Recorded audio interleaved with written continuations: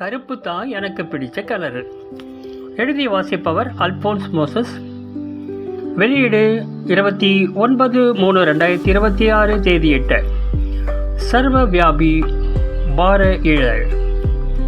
மாஞ்சோலை கிராமத்தில் பல ஆயிரக்கணக்கான மரங்களும் கனி மற்றும் பூக்கள் நிறைந்த செடி கொடிகளும் வளர்ந்திருந்தன.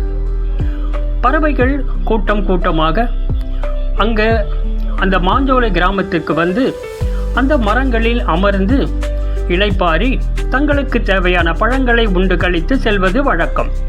ஒரு சில பறவைகள் அங்கேயே கூடுகட்டி குடித்தனமும் நடத்தி வந்தன. வௌவால் தலைகீழாக தொங்கு ஜாலம் காட்டி கொண்டிருக்கும்.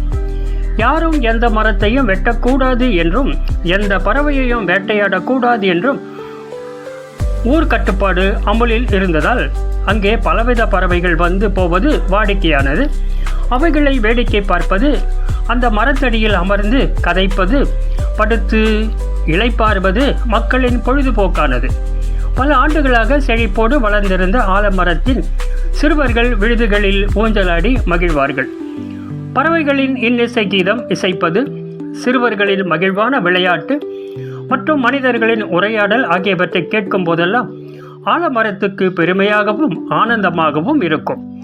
மனித அரவம் இல்லாத போது மரமும் பறவைகளும் மரங்களும் பேசிக்கொள்ளும். ஒரு முறை மயில் ஆலமரத்திடம், உனக்கு பறவைகள் அதிகமாக பிடிக்குமா? அப்படியென்றால் எந்த பறவை உனக்கு ரொம்ப பிடிக்கும் என்று கேட்டது.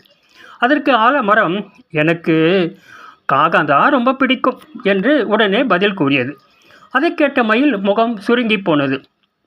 நான் தான் அழகாயிருக்கிறேன், தோகை விரித்தாடினால் அதிமிக அழகாகி விடுவேன். உலகமே என்னை வியந்து பார்க்கிறது. ஆனால் என்னை சொல்லாமல் போயும் போயும் அடுப்புக்கறி காகத்தை சொல்லுகிறதே. காகமோ கருப்பு, அதன் குரலும் இனிக்காது. அழகாகவும் இனிமையான குரலோடும் பல பறவைகள் இருக்கும்போது கருப்பு தான் எனக்கு பிடிச்ச கலர்னு காகத்தை பிடிக்கிறது என்று கூறுகிறாயே, ஏன் என்று ஆலமரத்திடம் வருத்தமுடன் கேட்டது மயில்.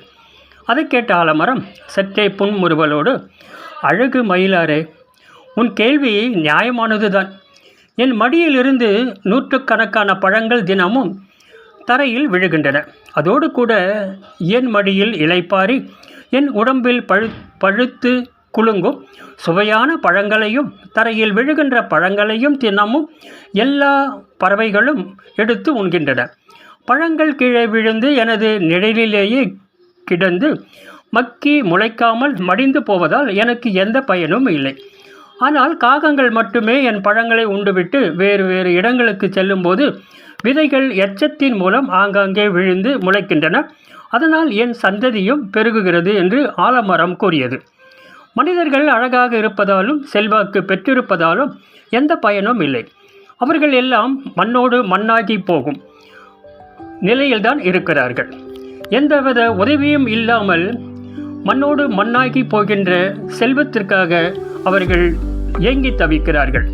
ஆனால் யார் ஒருவர் மற்றவருக்கு உதவிக்கரம் நீட்டுகிறாரோ, அன்பாக 4 வார்த்தைகள் பேசுகிறார்களோ, அனைவரையும் அரவணைத்து செல்கிறார்களோ, துன்பப்படுவோரின் துயர் துடைக்கிறார்களோ, அவர்கள்தான் கடவுளின் முன்பாக அழகானவர்கள், அதிசயமானவர்கள். அவர்களை பார்த்துதான் அழகாய் நிற்கும் யார் இவர்கள் என்று வானதூதர்கள் புகழ்ச்சிப்பன் இசைப்பார்கள். இவரை அரசராக்கிவிட்டால் நமக்கு எல்லாம் கிடைத்துவிடும், நாம் சொகுசாக வாழ்ந்து விடலாம் என்று ஓசானா பாடிய மக்கள் கூட்டம் அடுத்த ஒரு சில நாட்களிலேயே இவன் ஒழிக இவன் ஒழிக என்று வாய்க்கூசாமல் கோஷம் போட்டார்கள். இதுதான் மனித வாழ்க்கை.